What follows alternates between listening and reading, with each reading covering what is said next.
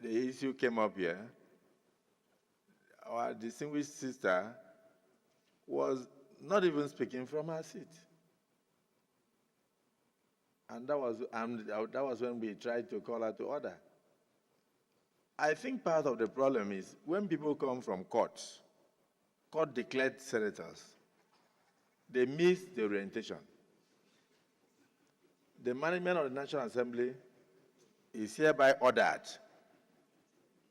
to organize periodic orientation, particularly for senators who are midstreamers, who can midstream and did not start when their colleagues started. Because I remember that this particular senator, on the day she was sworn in, raised her hand to speak. I was scared, but I had to recognize her because I was saying, you just gave her the rule book. Part of what we give to you when you are sworn in is a standing order of the Senate.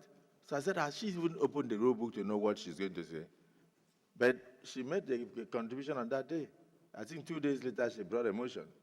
There's nothing wrong in being vibrant, but there's a lot wrong when you don't know anything about the procedure. You can't be a reverend father and go and start the church service with communion. You must lay foundation. By consensus, the Senate leader has moved a motion and has been seconded.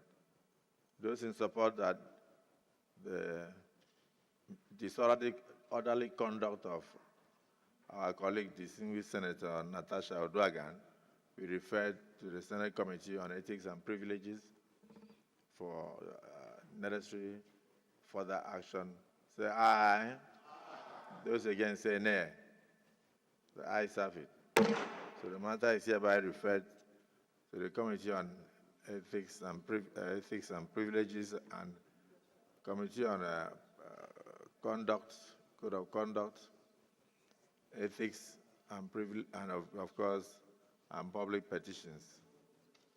Ethics, Privileges, and Public Petitions, headed by distinguished Senator Natasha to look into it and advise the Senate, revert to us within 2 weeks. Leader of the Senate.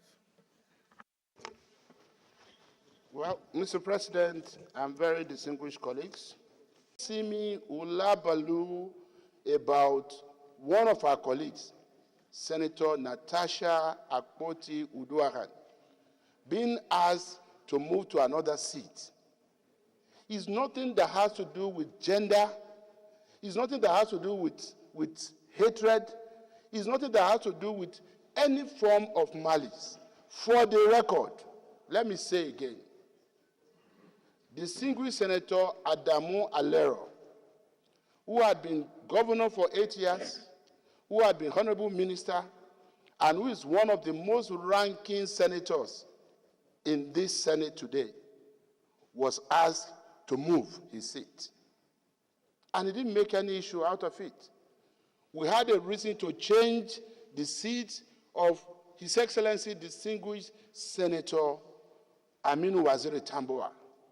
He didn't make any issue out of it. And the part of the reason that necessitated our recent decision to change seat was because at least 3 people, 3 distinguished colleagues, had moved from the minority aisle to the majority aisle.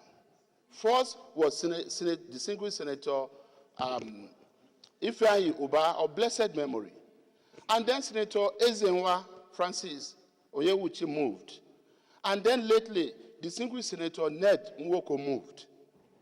All of this necessitated a change in our sitting arrangement because we needed to readjust. And it is important that rather than all sitting here to debate this issue, that we just allow this matter, most respectfully, to be referred to our committee on ethics, privileges, and public petitions.